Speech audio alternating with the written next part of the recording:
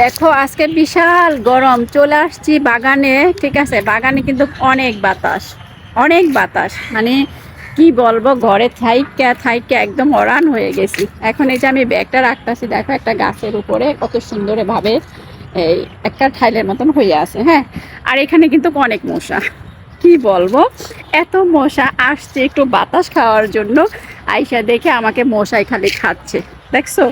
মশার যন্ত্রণা আর ভালো লাগে না, কোথায় যাব, মানে যেখানে যাই সেখানেই মশা। বাতাস খাইতে আসছি, এইখানে মশা। এখানে কিন্তু আগে একদম জঙ্গলের মতন ছিল, এখন এবার আইসা দেখি কিন্তু জঙ্গলটাকে একদম মঙ্গল করে ফেলাইছে। দেখো কত সুন্দর করে ফেলছে। আর ভাবছিলাম এখানে অনেক আম গাছ আছে, দেখো এগুলা কিন্তু সব আম গাছ। অনেক আম খাইতে ইচ্ছা করছিল একটা, ভাবছিলাম যে এখানে আসলে দু একটা আম পাবো, কিন্তু কাইসা দেখি আম গাছের ভিতরে এবার হয় নাই, একদম খুবই কম। এই বছর, গ্যাসের বছর মাসাল্লাহ দিলে যা আম হয়েছিল, কিন্তু এই বছর কোনো আমই নেই। দেখো গাছগুলো একদম ফাঁকা ফাঁকা, মানে কি বলবো, আর সব জায়গা পরিষ্কার, দেখছো? তো আইসা দেখলাম যে আমও নাই, টামও নাই, কিছুই নাই, কিন্তু একদম জায়গা ফ্রেশ।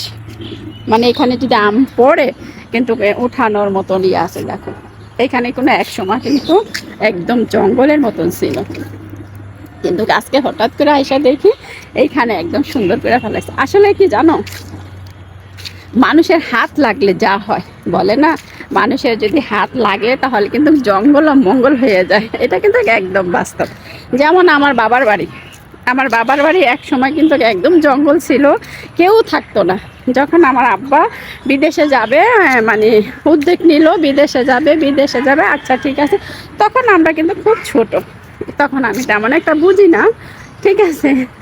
তো আমার আব্বা যখন আমাদেরকে বাড়িতে নিয়ে গেল, তখন কিন্তু একদম মানে অন্যরকম ছিল, কারোর চোখে পড়ে না। যখন যায় বাড়িঘর সাফ করছে, ঠিক আছে, একদম মনে করো জঙ্গল টঙ্গল কাইটা, ঠিক আছে, পরিষ্কার করছে, তখনই চোখে লাগছে আমার চাচার, তখন চোখে লাগছে আমার ফুফুদের, ঠিক আছে। এখন দেখো না, ফুফুদের জন্য বাড়িতেই যাইতে পারি না। ওরা কি করছে, জায়গা টাকা একদম দখল করে, মানে আমরা গাছ টাছ যা লাগাইছি সব দখল করে বসে আছে। কিন্তু কি বলবো, নিজেরই তো ফুফু, কিন্তু আমি কখনো ওনাকে ফুফু বলি না, কারণ উনি আমার ফুফু হইতেই পারে না কখনো। কারণ কি, এখানে কিছু রহস্য আছে। হ্যাঁ, এই এই এই রহস্যটা আমি আবার অন্য এক ভিডিওতে তোমাদেরকে আমি বলবো যে কি রহস্য, কেন আমি তাদেরকে ফুফু বলি না। তো হয়তো তোমরা বলতে পারো আজকে, হ্যাঁ, তুমি যারে ফুফু বলো না, হয়তো তোমার ভাইয়ের মেয়েরা তো তোমাকে ফুফু বলবে না, না বলুক গে।